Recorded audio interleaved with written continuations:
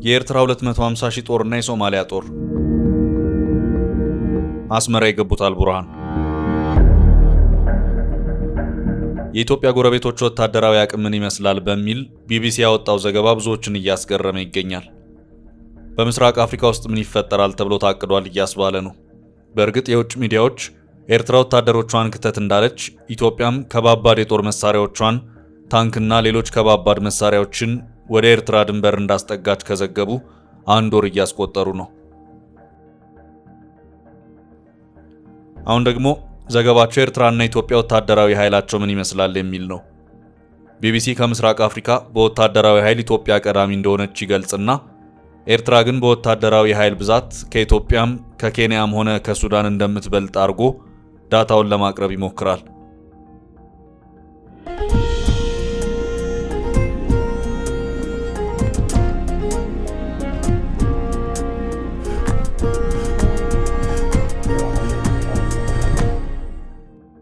ቢቢሲ ኢትዮጵያ ያላት ወታደር 160 ሺህ ይሆናል ተብሎ ይገመታል ሲል በዘገባው ይገልጻል። በሌላ በኩል ጎረቤት ኤርትራ ተጠባባቂ ኃይሏና መደበኛ ወታደሯ ሲጨማመር ከኢትዮጵያ የተሻለ የወታደር ብዛት እንዳላት አድርጎ አቅርቧል። የኢትዮጵያ መንግስት ምንም እንኳን በይፋ ይህን ያህል ወታደር አለኝ ብሎ ባይገልጽም የወታደሩ ብዛት ቢቢሲ ካስቀመጠው ከ160 ሺህ በላይ የሚሆን ወታደራዊ ኃይል ኢትዮጵያ እንደሚኖራት እየተገለጸ ይገኛል። በዚህ በምስራቅ አፍሪካ ወታደራዊ ኃይል አቅም ላይ ሱዳንና ኢትዮጵያ ያልተረጋጋ ወታደራዊ ኃይል ያላቸው ሀገራት ተብለዋል። በእርግጥ ኢትዮጵያና ሱዳን ያልተረጋጋ ወታደራዊ ኃይል ያላቸው ሀገራት ናቸው። ሁለቱ ሀገራት ያልተረጋጋ ወታደራዊ ኃይል ያላቸው ተብለው የተጠቀሱት ሱዳንም ሆነች ኢትዮጵያ ወታደራቸው በአሁኑ ሰዓት በጦር ቀጠና ላይ ተገኝቶ የሚዋጋ በመሆኑ ነው። ሱዳንና ኢትዮጵያ እርስ በርስ ጦርነት እያደቀቃቸው በዓለም አቀፍ ደረጃም በጦርነት፣ በረሃብ፣ በፍልሰት እንዲሁም ዲፕሎማሲያቸው የተበላሸባቸው ሀገራት ተብለው ስማቸው የሚጠቀስ ሀገራት ናቸው። ሱዳንም ሆነች ኢትዮጵያ በዓለም አቀፍ ደረጃ የሚታዩት የራሳቸውን ችግር መፍታት የማይችሉ ደካማ ሀገራት ተብለው ነው። ጎረቤት ሱዳን የሁለቱ ወታደራዊ ኃይሎች ፍጥጫ ወደ ለየለት ጦርነት ካስገባት ከአንድ ዓመት በላይ ሆኗል። በአንድ ዓመት ውስጥ ከፍተኛ ሊባል የሚችል ውድመት በሱዳን ተከስቷል። ሱዳናውያን ሳር እስከ መብላት ደርሰዋል የሚል ዜናም ተሰምቷል። በእርግጥ ኢትዮጵያ ከሱዳን በብዙ ጥፍ የሚሆን የዓለማችንን አውዳሚውን ጦርነት አካሄዳለች። አሁንም ያልቆመ ቀጣይነት ያለው የእርስ በርስ ጦርነት እየተካሄደ ይገኛል። ላለፉት 6 ዓመታት ኢትዮጵያ በግጭትና በጦርነት እየተናጠች ያለች ሀገር በመሆኗ በሚሊዮን የሚቆጠር ዜጋ አልቆባታል። በአንጻሩ ሱዳን 100 ሺህ የማይሞላ ዜጋ በጦርነት እንደሞተባት ተዘግቧል። መቼም በአፍሪካ ውስጥ ወታደር መሪ ከሆነ ሕዝብ ሰላም አግኝቶ በሰላም አይኖርም። ደም እንደ ጎርፍ ይጎርፋል።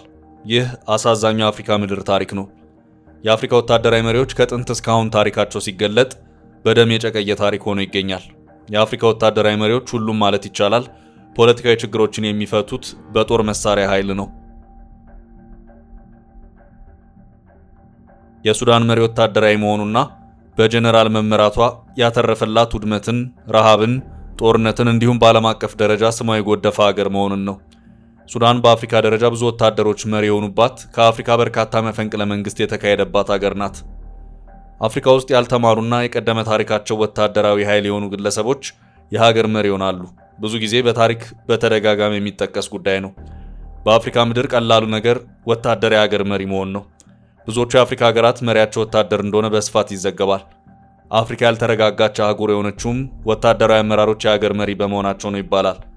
በአፍሪካ ዙሪያ የተሰሩ ጥናቶች እንደሚያመለክቱት በሱዳን ሁለት ወታደራዊ ኃይሎች እስካሁን ድረስ ሰላም ማምጣት አልቻሉ። እንደውም ሱዳን ኬንያንም ኢትዮጵያንም የተባበሩት አረብ ኤምሬትስንም እየከሰሰች ትገኛለች። ኢትዮጵያ እንደሚታወቀው አሁንም የእርስ በርስ ጦርነት ውስጥ ትገኛለች።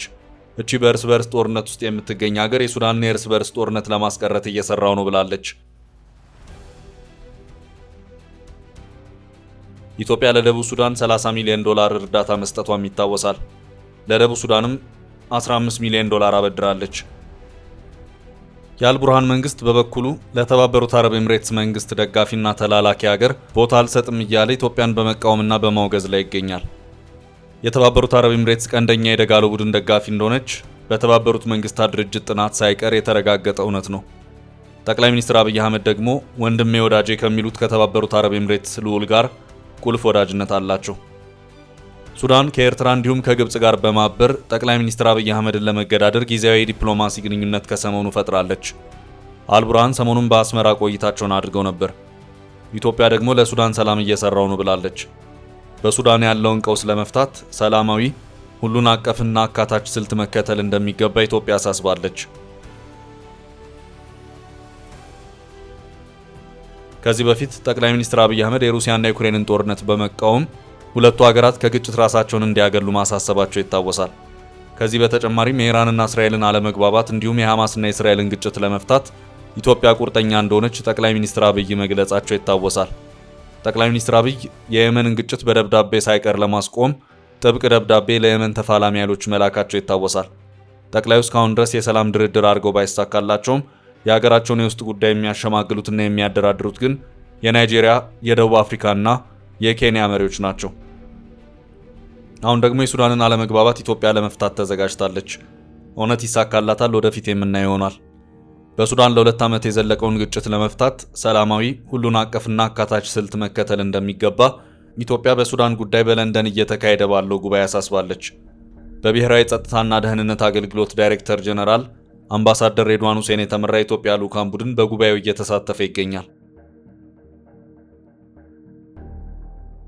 አምባሳደር ሬድዋን ሁሴን የሀገራቸውን ግጭትና ጦርነት ማስቆም አቅቷቸው ችግራቸውን ኬንያና ደቡብ አፍሪካ እንዲሁም አሜሪካ እንድትፈታላቸው ከናይሮቢ እስከ ፕሪቶሪያ፣ ከፕሪቶሪያ እስከ ጅቡቲ፣ ከጅቡቲ እስከ ሲሼልስ ድረስ መጓዛቸው ይታወሳል።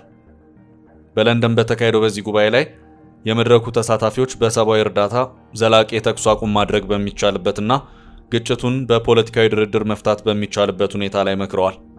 ዓለም አቀፉ ማህበረሰብ ለሱዳንና በግጭቱ ምክንያት የሱዳን ስደተኞችን እየተቀበሉ ለሚገኙ ሀገራት የሚሰጠውን ድጋፍ እንዲያሳድግ በጉባኤው የተሳተፈው የኢትዮጵያ ልዑክ ጥሪ አቅርቧል። በሱዳን ሰብአዊ እርዳታ ያለምንም ገደብ በማድረስ ሰብአዊ ቀውሱን ማርገብ እንዲቻል በቅድሚያ ቋሚ የተኩስ አቁም ስምምነት እንዲደረግ ትኩረት መስጠት እንደሚገባም ልዑኩ ማሳሰቡን ከውጭ ጉዳይ ሚኒስቴር የተገኘው መረጃ ያመለክታል። ጉባኤውን የአፍሪካ ህብረት፣ እንግሊዝ፣ የአውሮፓ ህብረት፣ ፈረንሳይና ጀርመን በጋራ ያዘጋጁ ሲሆን የ14 ሀገራትና የተባበሩት መንግስታት ድርጅትን ጨምሮ የዓለም አቀፍ ተቋማት ተወካዮች ተሳትፈውበታል። ሱዳን ጎረቤት ኬንያን በስፋት እያወገዘች ትገኛለች። ኬንያ የኢትዮጵያ መዳከም ለሷ ታላቅ በለስ ሆኖላታል። የኢትዮጵያን ደም አፋሳሽ ጦርነት ያደራደረችው ኬንያ ናት። አሁን ደግሞ ሱዳንን ለማደራደር ላይታች እያለች ነው። ኬንያ የኢትዮጵያን መዳከም እንደ አንድ እድል በመጠቀም በአፍሪካ ውስጥ ተጽዕኖ ፈጣሪነቷን ለማሳየት እየሞከረች ትገኛለች። ኬንያ የአፍሪካ ህብረት መቀመጫ ቢሰጠኝ የሚል ፖለቲካዊ ግብ በማንገብ ጭምር እየተንቀሳቀሰች እንዳለ በተደጋጋሚ ይገለጻል። ጉደኛዋ ኬንያ የሱዳን ፈጥኖ ደራሽ ኃይልና አጋሮቹ ናይሮቢ ውስጥ በድጋሚ ስብሰባ እንዲያደርጉ ፈቅዳለች በማለት ሪፖርቶች መውጣታቸውን ሱዳንን ጠቅሳ ኬንያን አውግዛለች።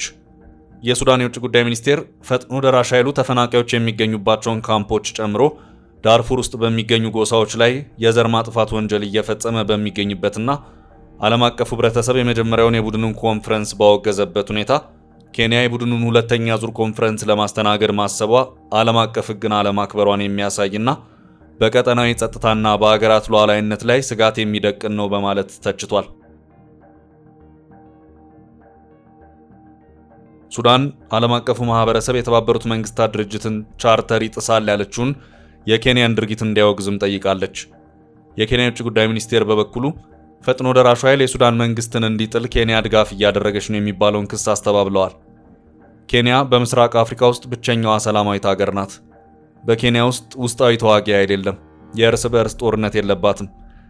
ከኢትዮጵያ በስተደቡብ የምትገኘው ኬንያ ጠንካራ የሆነ ምጣኔ ሀብት ካላቸው የአፍሪካ ሀገራት አንዷ ስትሆን በዙሪያዋ ካሉ ሀገራት ጋር ሰላማዊ ግንኙነት ያላት፣ በግዛቷ ውስጥም የታጠቀ አማጺ ኃይል የሌለባት ሀገር ናት። የኬንያ ዋነኛው የደህንነት ስጋት በጎረቤት ሀገር ሶማሊያ የሚንቀሳቀሰው እስላማዊ ታጣቂ ቡድን አልሸባብ ነው። በዚህ ምክንያት ሰራዊቷ በዋነኝነት የሚሰማራው ከሶማሊያ ጋር በምትዋሰንበት የድንበር አካባቢ ነው። 58 ሚሊዮን ህዝብ ያላት ኬንያ 50 ሺህ መደበኛ ሰራዊትና 25 ሺህ ሚሊሻ ያላት ሲሆን በግሎባል ፋየር ፓወር ኢንዴክስ ሰንጠረዥ ላይ ከአፍሪካ ሀገራት መካከል 11ኛ ደረጃ ላይ እንዲሁም በዓለም 83ኛ ላይ ትገኛለች። የምድር ጦር፣ የአየር ኃይልና የባህር ኃይል ያላት ኬንያ ለሰራዊቷ በየዓመቱ ከ1 ቢሊዮን 307 ሚሊዮን ዶላር በላይ በጀት ትመድባለች። በሌላ በኩል ሱዳን በግሎባል ፋየር ፓወር ኢንዴክስ በወታደራዊ ጥንካሬዋ ከዓለም 73ኛ ከአፍሪካ ደግሞ 9ኛ ደረጃ ላይ ትገኛለች። በጦርነት ውስጥ የምትገኘው ሱዳን ከ50 ሚሊዮን በላይ ሕዝብ ያላት ሲሆን ከነዚህ ውስጥ አገሪቱ 92000 መደበኛ ሰራዊት፣ 85000 ተጠባባቂ ኃይልና 17000 ሚሊሻ አላት። ሌላኛው የኢትዮጵያ ጎረቤት ሶማሊያ ወታደራዊ ኃይሏ ምን ይመስላል የሚለውን ጉዳይ እዚህ ላይ እንመልከት። በግሎባል ፋየር ፓወር የደረጃ ሰንጠረዥ ውስጥ ከተካተቱት 145 ሀገራት መካከል ሶማሊያ ለመቅደም የቻለችው 3ቱን ብቻ ነው። በዚህም በወታደራዊ አቅሟ ሶማሊያ ከዓለም ሀገራት 142ኛ ስትሆን ከአፍሪካ ደግሞ 36ኛ ደረጃ ላይ ትገኛለች። ሶማሊያ በእርስ በርስ ጦርነት የተዳከመውን ሰራዊቷን ከ171 ሚሊዮን ዶላር በላይ በጀት በመመደብ የምድር የአየርና የባህር ኃይሏን ለመገንባት እየጣረች ነው። ከ13 ሚሊዮን በላይ ሕዝብ ያላት ሶማሊያ በአሁኑ ወቅት 15000 መደበኛ ሰራዊት አላት። ኤርትራ በምስራቅ አፍሪካ ከሚገኙ ሀገሮች አንዷ ስትሆን በሰሜን ምዕራብ ከሱዳን፣ በሰሜን ምስራቅ ከቀይ ባህር፣ በደቡብ ከኢትዮጵያ፣ በደቡብ ምስራቅ ጅቡቲ ጋር ድንበር ትካለላለች። ኤርትራ በሚያስገርም ሁኔታ በደቡብ ሱዳን በወታደራዊ ኃይል ደረጃ ተበልጣለች። ደቡብ ሱዳን ሀገር ከሆነች ገና 15ኛ ዓመቷን ልትይዝ ነው። ኤርትራ ደግሞ 30ኛ ዓመቷን ከደፈነች ቆይታለች። ነገር ግን በወታደራዊ ኃይል ደቡብ ሱዳን በልጣታለች። የኢትዮጵያ ሰሜናዊ ተዋሳኝ የሆነችው ኤርትራ በዚህ ዓመቱ የግሎባል ፋየር ፓወር ኢንዴክስ ላይ በወታደራዊ አቅም ከ145 ሀገራት 120ኛ ደረጃ ላይ ስትሆን ከአፍሪካ ደግሞ 26ኛ ደረጃ ላይ ትገኛለች። ከ6.3 ሚሊዮን በላይ ሕዝብ ያላት ኤርትራ 120,000 መደበኛ ሰራዊትና 130,000 ተጠባባቂ ኃይል አላት። ሀገሪቱ ለሰራዊቱ 198 ሚሊዮን ዶላር ዓመታዊ በጀት ትመድባለች። ኤርትራ የምድር የአየርና የባህር ኃይል አላት። ደቡብ ሱዳን በወታደራዊ አቅሟ በግሎባል ፋየር ፓወር ዝርዝር ውስጥ ከተካተቱት 145 የዓለም ሀገራት መካከል 113ኛ ደረጃ ላይ የምትገኝ ሲሆን ከአፍሪካ ደግሞ 22ኛ ናት። የህዝብ ብዛቷ ከ12.7 ሚሊዮን በላይ የሆነችው ደቡብ ሱዳን 185,000 መደበኛ ሰራዊት ሲኖራት ከ175 ሚሊዮን ዶላር በላይ በጀት ለምድር ጦር፣ ለአየርና ለባህር ኃይሏ በየዓመቱ ትመድባለች። ሀገራችን ኢትዮጵያ ከአፍሪካ ቀንድ በወታደራዊ አቅም ቀዳሚ ናት። በወታደራዊ አቅሟ በዓለም በ52ኛ ደረጃ ላይ ስትገኝ ከአፍሪካ ደግሞ 5ኛዋ ሀያል ሀገር ናት። ከ160,000 በላይ መደበኛ ሰራዊት ያላት ኢትዮጵያ ከ2 ቢሊዮን 97 ሚሊዮን ዶላር በላይ ዓመታዊ በጀት በመመደብ በዙሪያ ካሉት ሀገራት ሁሉ ከፍተኛውን ገንዘብ ለሰራዊቷ ታውላለች። ጎረቤት ጅቡቲ በበኩሏ የራሷ የምድር ጦር፣ የአየር ኃይልና የባህር ኃይል አለኝ ትበል እንጂ በዓለም አቀፍ ደረጃ ወታደራዊ ደረጃ አቅም አልተሰጣትም። ጅቡቲ በወታደራዊ ደረጃ ዓለም መጨረሻ ለመባል እንኳን አልበቃችም። ከደረጃ በታች የተቀመጠች ሀገር ሆናለች።